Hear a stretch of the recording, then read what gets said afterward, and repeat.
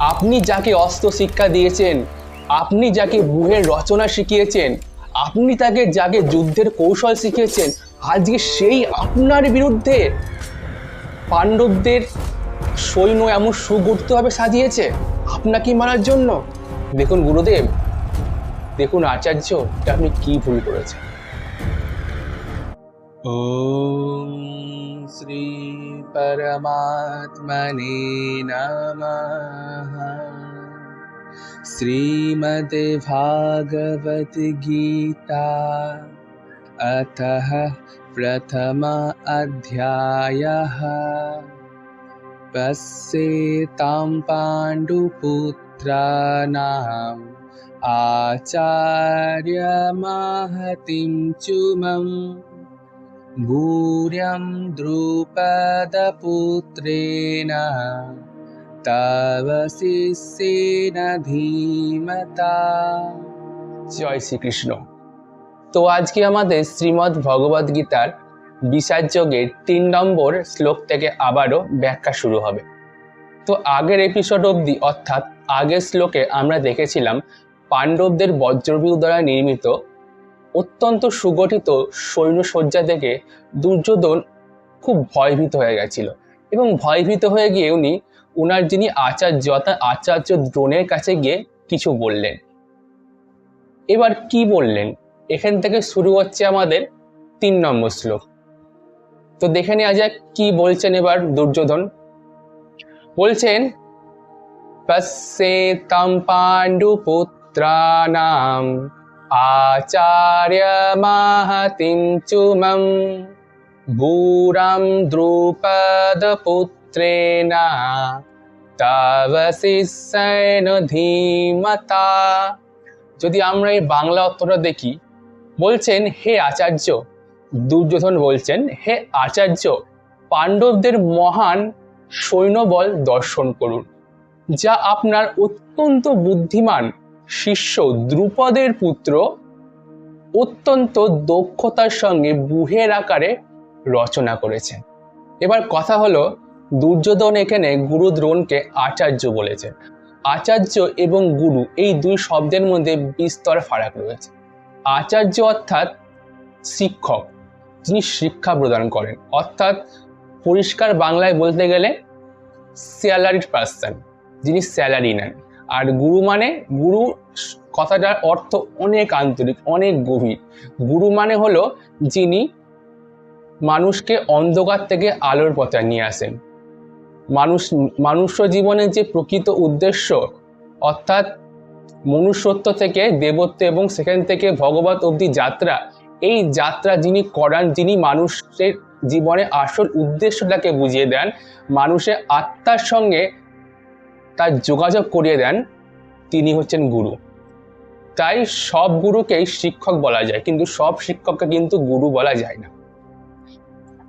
তো দুর্যোধনে কিন্তু এখানে গুরু দ্রোণকে সবসময় আচার্যই ভাবতেন, কখনো কিন্তু গুরু ভাবতেনই না। আর এখানে আচার্য বলার মাধ্যমে দুর্যোধনের এই ভাবটাই প্রকাশ পেয়েছে যে উনি বলতে চেয়েছেন যে আচার্য, আপনি আমাদের কৌরব সাম্রাজ্য থেকে স্যালারি পান, অর্থাৎ আমাদের প্রতি আপনাদের একটা দায়বদ্ধতা রয়েছে। এটাই দুর্যোধন আচার্য বলার মাধ্যমে প্রকাশ করতে চেয়েছেন। পশ্যেতাম পাণ্ডুপুত্রাণাম আচার্যমহতীং চুমং। তো বলছেন আপনি পাণ্ডবদের এই মহান যে সৈন্যবলটা পরিদর্শন করুন, এবং এই যে সৈন্য সজ্জা, এই যে ব্যূহ, এই ব্যূহের রচনা কে করেছে? এই ব্যূহের রচনা করেছেন ধৃষ্টদ্যুম্ন। ধৃষ্টদ্যুম্ন কে না? দ্রুপদের পুত্র। এখানে যে দ্রুপদের পুত্র, দ্রুপদ পুত্রেণ, এই কথাটার মধ্যে অনেক গভীর অর্থ লুকিয়ে আছে। দ্রুপদ কে ছিলেন? দ্রুপদ ছিলেন একজন রাজা।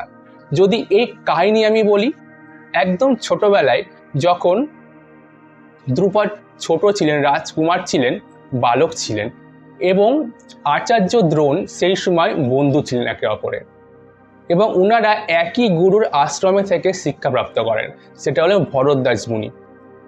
ভরদ্বাজ মুনির আশ্রমে থেকে আচার্য দ্রোণ এবং দ্রুপদ একই সঙ্গে শিক্ষাপ্রাপ্ত করেন। এবার দ্রুপদ কে ছিল? দ্রুপদ ছিল রাজার পুত্র। আর আচার্য দ্রোণ কে ছিলেন? আচার্য দ্রোণ ছিলেন খুবই গরিব পরিবার থেকে উনি এসেছিলেন।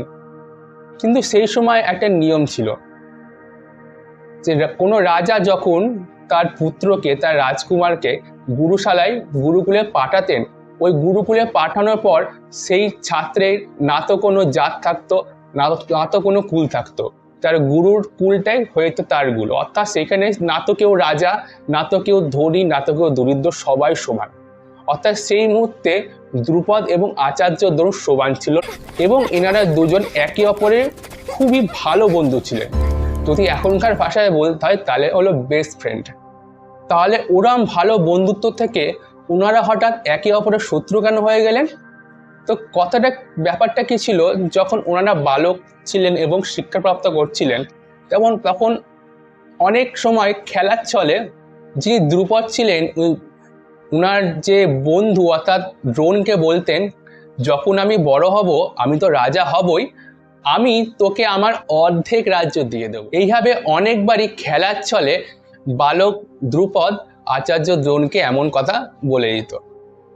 এবার পরবর্তীকালে যখন শিক্ষা সমাপ্ত হয়, যে যার ঘরে চলে যান, দ্রুপদ হয়ে যান রাজা, কিন্তু আচার্য দ্রোণ সেই গরিব তো গরিবই থেকে যান।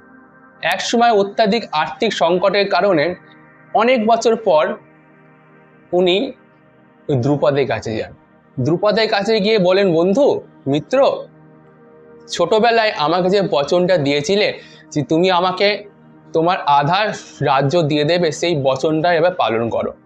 তখন দ্রুপদ হেসে বলল, এসব কি কথা বলছো? যখন আমি এই কথা বলেছিলাম তখন আমি বালক মাত্র ছিলাম এবং খেলার ছলে বলেছিলাম, তাই এটা কোনো বচন নয়। আর মিত্রতা সব সময় বরাবর লোকেদের সঙ্গে হয়, বরাবর মানুষের সঙ্গে হয়।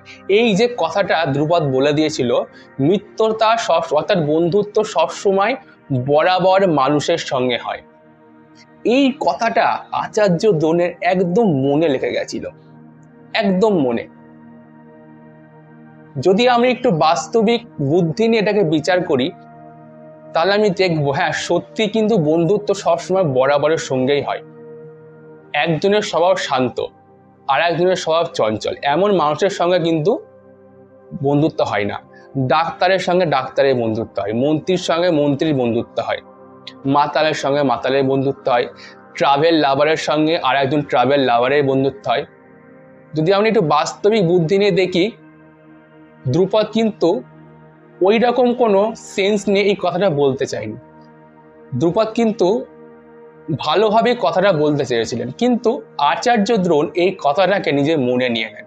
কারণ যখন ওনারা ভরদ্বাজ মুনির কাছে শিষ্য অবস্থায় ছিলেন, শিষ্য রূপে ছিলেন, তখন কিন্তু দুজনের সমান সমান ছিলেন। তখন না তো দ্রুপদ ছিলেন রাজার পুত্র আর না তো আচার্য দ্রোণ ছিলেন গরিবের পুত্র, তখন ছিলেন দুজনাই সমান।